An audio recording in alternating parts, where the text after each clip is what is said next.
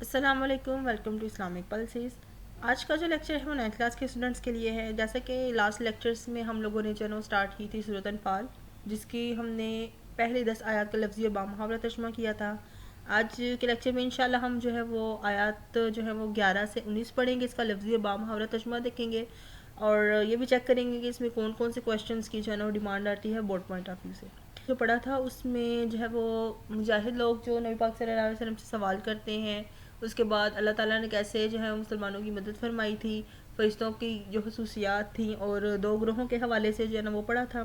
اس رکوع میں ہم دیکھیں گے کہ اللہ تعالیٰ نے اپنے انعامات کیا فرمائے تھے، اور اس کے بعد جو فرشتے ہیں جن کی اللہ تعالیٰ نے مدد فرمائی تھی مسلمانوں کی، تو انہوں نے کیا رویہ اپنایا تھا منافقین کے ساتھ، تو وہ اس رکوع میں ہم پڑھتے ہیں کیسے ہے اور کیسے اللہ تعالیٰ نے مسلمانوں کی مدد فرمائی تھی، کیا کیا انعامات جو ہے نا وہ نازل فرمائے تھے، اور اس کے بعد جب ان لوگوں نے اللہ تعالیٰ پر توکل رکھا تھا تو ان لوگوں کو فرشتوں کے ذریعے جو مدد کی تھی تو فرشتوں کا کیا رویہ تھا، اس کے بعد جو اللہ اور اس کے رسول کی بات مانتے ہیں اور کیسے کافی لوگوں کے ساتھ جو ہے وہ رویہ اپنایا گیا تھا جب آمنے سامنے بدر کے مقام پر ہوئے تھے، تو اس رکوع میں انشاءاللہ ہم وہ پڑھیں گے۔ تو آئیے اب لیکچر سٹارٹ کرتے ہیں۔ بسم اللہ الرحمن الرحیم۔ اس یغشیکم النعاسا کہ جب تمہیں ڈھانپ لیا اونگ نے آمدن تسکین کے لیے منہ اس سے، کہ جب اس نے تمہاری تسکین کے لیے اپنی طرف سے تمہیں نیند کی چادر اڑائی تھی، یعنی کہ جب اللہ تعالیٰ نے ایک مسلمانوں پر یہ بھی رحمت فرمائی تھی، ایک اپنا انعام نازل فرمایا تھا کہ انہوں نے مسلمانوں کو نیند کا غلبہ دے دیا تھا تاکہ وہ مینٹلی ریلیکس ہو جائیں، اور ساری رات جو دعا مانگی تھی، اور اللہ نبی پاک صلی اللہ علیہ وسلم نے تو اس سلسلے میں جو ہے نا وہ ایک انعام یہ بھی کیا تھا کہ جب نیند طاری کی تھی تاکہ وہ مینٹلی ریلیکس ہو جائیں اور مارننگ میں فریش ہو کر جو ہے وہ آ کے دشمن کا جو ہے نا مقابلہ کر سکے۔ تو اس صورت میں اللہ تعالیٰ فرماتے ہیں کہ جب اس نے تمہاری تسکین کے لیے اپنی طرف سے نیند کی چادر اڑا دی، وَيُنَزِّلَ عَلَيْكُمُ مِنَ السَّمَاءِ مَاءً، پھر کیا کیا کہ تم پر آسمان سے پانی بھی برسایا۔ اب آسمان سے پانی برسایا اس وجہ سے کہ مسلمان جو ہے وہ ایک تو پاک ہو جائیں، دوسرا اس میں یہ بھی ایک اللہ تعالیٰ کی حکمت تھی کہ جو کافی لوگ تھے وہ شیبی علاقے میں تھے، وہاں پر ریتلا علاقہ تھا، وہ کیچڑ وغیرہ جمع ہو گیا تھا اور ان کا بیلنس رکھنا جو ہے نا وہ بہت زیادہ مشکل تھا۔ تو یہ ایک ہی اللہ تعالیٰ کی اس میں ایک یہ بھی حکمت تھی۔ تو اللہ تعالیٰ صاحب میں یہ بھی فرماتے ہیں کہ آسمان سے پانی برسایا لِیُطَہِّرَکُم تاکہ تمہیں پاک کر دے بھی اس سے، آسمان سے پانی برسایا تاکہ اس سے تم جو ہے نا وہ پاک ہو جاؤ۔ یذھب عنکم رجز الشیطانی، شیطانی نجاست جو ہے، رجز کا مطلب ہوتا ہے ناپاکی، نجاست وغیرہ، الشیطانی شیطان کی، یعنی کہ اگر شیطان تم پر اپنی وسوسے ڈال کر غلبہ پانا چاہتا ہے تو وہ اس سے دور ہو جائے۔ وَلْيَرْبِطَ عَلَىٰ قُلُوبِكُمْ، اور تمہارے دلوں کو جو ہے وہ مضبوط کر دے، باندھ دے، وَيُثَبِّتَ بِهِ الْأَقْدَامِ، اور جما دے وہ تمہارے پاؤں۔ اب جو اللہ تعالیٰ نے انعامات مسلمانوں پر کیے تھے ان میں سے سب سے پہلے کیا تھا، نیند کی جو ہے نا وہ چادر اڑائی مینٹلی ریلیکس کرنے کے لیے، تسکین کے لیے، پھر آسمان سے بارش برسایا تاکہ جو شیطانی نجاست ہے وہ دور ہو جائے، اور دوسرا یہ کہ دل مضبوط ہو جائے اور تمہارے جو ہے نا وہ مسلمانوں کے جو ہے نا وہ قدم جمائے رکھے۔ اس کے بعد اللہ تعالیٰ فرماتے ہیں اِذْ یُوحِی رَبُّکَ إِلَى الْمَلَائِکَةِ، اور پھر جب وحی بھیجی ہے تمہارے رب نے فرشتوں کی طرف، انی کہ میں معکم تمہارے ساتھ ہوں، کہ جب فرشتوں کو جب بھیجا اور اللہ تعالیٰ فرمایا ان سے کہ ان کو جا کر تم تسلی دو، ان کو جو ہے نا تھوڑا سا مینٹلی ریلیکس کرو، کہ ان کو یہ جا کے بولو کہ میں تمہارے ساتھ ہوں، فَثَبِّتُوا، پس تم ثابت کرو رہو، الذین آمنوا، وہ لوگ جو ایمان لے آئے ہیں، سألقی، تو ان قریب میں ڈال دوں گا، فی قلوب الذین، ان لوگوں کے دلوں میں، کفروا، جنہوں نے کفر، روب۔ اب سب سے پہلے تو اللہ تعالیٰ نے فرشتوں کے جو ہے نا وہ ذریعے مدد فرمائی، اس سے پہلے جو ہے وہ انعامات اپنی نازل فرمائے تاکہ مسلمان جو ہے وہ ثابت قدم ہو جائے، پھر فرشتوں کو بولا کہ تم ان کو جا کے بولو کہ میں تم لوگوں کے ساتھ ہوں، اور تم تسلی رکھو اور ثابت قدم رہو۔ پھر ساتھ میں اللہ تعالیٰ نے فرمایا کہ اب میں کافروں کے دلوں میں تمہارا رعب اور دبدبہ ڈال دوں گا بہت جلد، فَاضْرِبُوا، پس تم ضرب لگاؤ ان کو، مارو ان کو، ہٹ کرو، فوق العناق، ان کی گردنوں پر، فَاضْرِبُوا مِنْهُمْ كُلَّ بَنَانٍ، اب بنان کا مطلب ہوتا ہے پور، یعنی کہ جسم کا ہر حصہ، اب یہاں پر انہوں نے کیا بولا ہے کہ ایک تو ان کو تسلی دلاسا وغیرہ دینا ہے کہ اللہ تعالیٰ تمہارے ساتھ ہے، تم لوگوں نے ثابت قدم رہنا ہے. ساتھ میں انہوں نے یہ بھی بول دیا ہے کہ کافروں پر ان کی گردنیں توڑنی ہے، ان کے پور کو یعنی کہ ان کے جسم کے ہر حصے کو تم نے توڑنے کی کوشش کرنی ہے. ساتھ بھی فرمایا ذالکہ بانہم، یہ کہ وہ شاقوا حالف ہوئے اللہ و رسولہ، اور اس کے رسول سے. یہ کس لیے ہے؟ یہ سزا اس لیے دی گئی ہے کہ وہ لوگ جنہوں نے اللہ تعالیٰ اور اس کے رسول کی مخالفت کی ہے، فإن اللہ شدید العقاب، تو پھر اللہ تعالیٰ کیا ہے؟ سخت عذاب دینے والا ہے. ان کا پور توڑنے کی یا ان کو جو ہے وہ گردنوں پر ضرب لگانے، ان کو ہٹ کرنے یا مارنے کی جو حکمت تھی وہ یہ تھی کہ کافی لوگوں کو پہلے نبی پاک صلی اللہ علیہ وسلم نے دین اسلام کی دعوت دی، ان لوگوں نے اس چیز سے انکار کیا. جب مسلمان لوگ تھے ان کو باقاعدہ ان لوگوں نے تکالیف دینی شروع کر دی، پھر انہوں نے ہجرت فرمائی. ہجرت فرمانے کے ساتھ ساتھ ہی جو ہے نا ان کا رویہ اور زیادہ ان کے ساتھ خراب ہوتا گیا، اور بجائے کہ وہ ایک راہ راست پر آئیں، جو لوگ راہ راست پر تھے ان کو بھی ہٹانے کی وہ کوشش کرنے لگے. اور پھر بدر کے مقام پر اس طرح اللہ تعالیٰ نے ان کو جو ہے نا وہ اس چیز کی سزا دی ہے. یہاں پر اللہ تعالیٰ مزید فرماتے ہیں ذالک فذوقوا وان للکافرین عذاب النار، کہ پس تم چکھو جو کافروں کے لیے ہے عذاب جو کہ دوزخ میں تیار کر رکھا ہے. یا ایھا الذین آمنوا، وہ لوگ جو ایمان لے آئے ہیں، اذا لقیتم الذین کفروا، کہ جب تم مڈبھیر ہو. لقیتم کا مطلب ہوتا ہے آمنا سامنا، مڈبھیر ہونا فیس ٹو فیس آ جانا.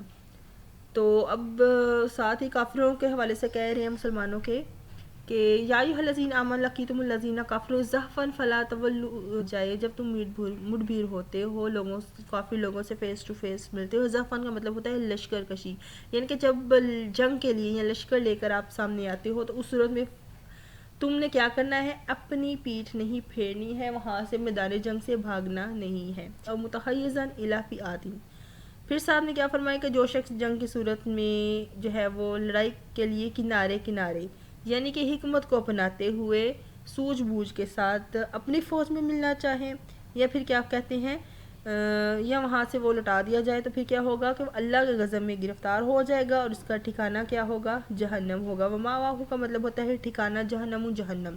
وبئس المصیر، اور وہ کیا ہے؟ بہت بری جگہ ہے. پھر اللہ تعالیٰ نے فرمایا آیت نمبر 17 میں فَلَمْ تَقْتُلُوهُمْ وَلَكِنَّ اللَّهَ قَتَلَهُمْ وَمَا رَمَيْتَ إِذْ رَمَيْتَ وَلَكِنَّ اللَّهَ رَمَى. اب یہاں پہ تقتلوہم کا قتل کرنے سے مراد ہے یہ جو کافی لوگوں کو پور مارا گیا، ان کی گردنوں پر ضرب لگائی، اس کی بات چل رہی ہے کہ جب تم لوگوں نے ان کافی لوگوں کو قتل نہیں کیا ہے بلکہ کس نے کیا ہے؟ اللہ تعالیٰ نے کیا. وَمَا رَمَيْتَ، تم نے وہ کنکریاں نہیں پھینکی تھی، یعنی کہ نبی پاک صلی اللہ علیہ وسلم کو فرمایا جا رہا ہے کہ وہ کنکریاں آپ نے نہیں پھینکی تھی، وہ پور جو گردن پر جو مارا گیا تھا وہ آپ نے نہیں پھینکا تھا، بلکہ کیا تھا کہ وہ اللہ تعالیٰ نے پھینکی تھی. وَيُبْلِيَ الْمُؤْمِنُونَ، کہ وہ یبلیہ کا مطلب ہوتا ہے آزمائش، آزمایا جانا.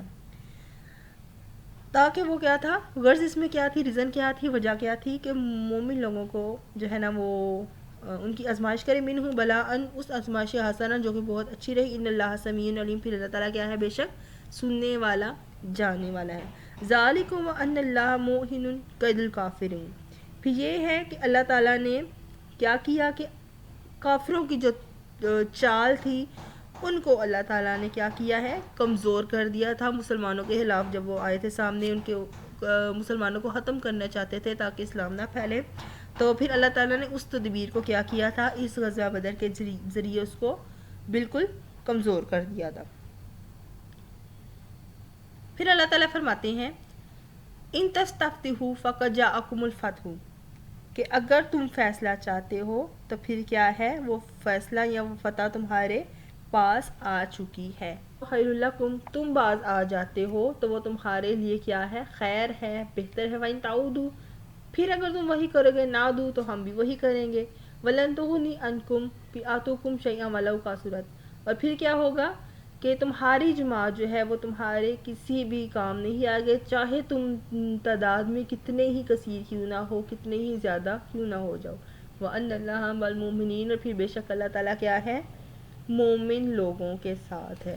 اب یہاں پر اس رکوع میں جو ہم نے پڑھا ہے، دوسرے رکوع میں سب سے پہلے اللہ تعالیٰ نے کیسے مسلمانوں کے ذریعے جو ہے نا وہ اپنے انعامات کی بارش کی ہے، کیسے مسلمانوں کو جو ہے وہ مینٹلی ریلیکس کیا، بارش برسا کے ان کو نیند طاری کر کے جو وسوسے شیطانی وسوسے ہیں یا نجاست ہے اس کو دور کر دیا.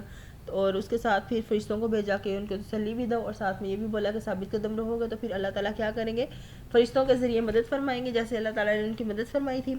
اور اس کے بعد جو ہے وہ ان کے پور پر ان کو مارا گیا، اور ساتھ میں اللہ تعالیٰ نے یہ بھی فرما دیا کہ اگر جو لوگ باز آ جاتے ہیں تو بھی جو ہے نا وہ ان کے حق میں بہتر ہے، اگر نافرمانی کرتے ہیں تو اس صورت میں بے شک وہ کتنی ہی کثیر تعداد میں کیوں نہ ہو جائیں، اللہ کے سامنے ان کی کوئی بھی جو ہے نا وہ چال کام نہیں آئے گی، کیونکہ اللہ تعالیٰ مومنوں کے ساتھ ہے.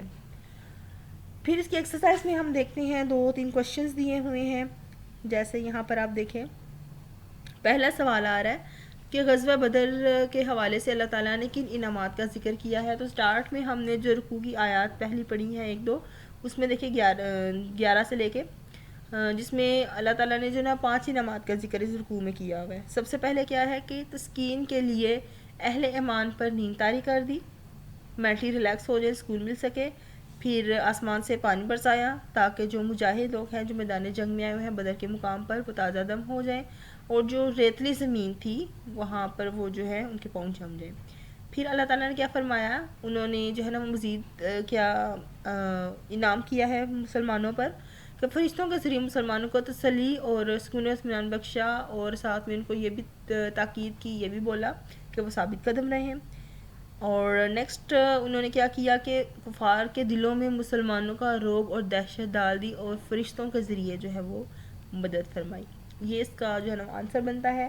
سیکنڈ کوشچن میں ہم دیکھتے ہیں تو کفار کے ساتھ مقابلے کی صورت میں سورۃ الانفال کی آیات میں کیا ہدایات دی گئی ہیں. 2 اس میں مین باتیں جو ہے نا وہ ڈسکس کی گئی ہیں. پہلی کہ کفار کے ساتھ اگر مقابلہ ہوتا ہے تو جب آمنے سامنے ہوتے ہو تو پیٹھ نہیں پھیرنی بلکہ ڈٹ کر مقابلہ کرنا ہے. دوسرا جو مین بات ہے کہ میدان جنگ میں پیچھے نہیں ہٹنا ہے سوائے 2 صورتوں کے، دشمن کے وار کرنے کے لیے، اور سیکنڈ کیا ہے، اپنی لشکر سے ملنے کے لیے، یعنی کہ باقی لوگوں کے ساتھ اگر ملنے کے لیے آپ پیچھے ہٹتے ہو تو اس صورت میں آپ پیچھے ہو سکتے ہو. دوسرا یہ کہ آپ کوئی جنگ کے لیے کوئی ٹرک یوز کرنا چاہتے ہو یا کوئی وار کرنا چاہتے ہو دشمن کے اوپر، تو اس صورت میں جو ہے نا آپ میدان جنگ سے پیچھے ہٹ سکتے ہو. تھرڈ اور لاسٹ جو کویشچن ہے وہ ہے کفار کو خطاب کرتے ہوئے جو ہے نا ان آیات میں کیا تنبیہ کی گئی ہے، کیا وارننگ دی گئی ہے. تو انہوں نے بولا ہے کہ اسلام کی مخالفت سے پہلے تو باز آ جاؤ تو ٹھیک ہے، اگر تم دوبارہ مسلمانوں سے جنگ کرو گے تو اس صورت میں پھر تم لوگوں کو شکست ہوگی، اور چاہے تم تعداد میں کتنے بھی کثیر ہو جاؤ گے تو تمہاری وہ کچھ کام نہیں آئے، کیونکہ اللہ تعالیٰ جو ہے وہ مومنوں کے ساتھ ہے. آئی ہوپ کہ آج کا لیکچر جو ہے وہ کافی بینیفیشل ہوگا آپ کی ریویژن ڈیز کے لیے بھی، آپ کے فائنل ایگزامس کے لیے بھی، اور جو آپ لرن کر رہے ہو اس سلسلے میں بھی. کمنٹس میں مجھے ضرور بتائیے گا اس لیکچر کے حوالے سے، اور لیکچر باقی اسٹوڈنٹس کو بھی شیئر کریں تاکہ وہ بھی اس سے ہیلپ لے سکیں. انشاءاللہ نیکسٹ جو ہے نا وہ ویڈیو میں ہم وہ نیکسٹ لیکچر میں جو ہے نا 3rd کو پڑھیں گے. اللہ حافظ.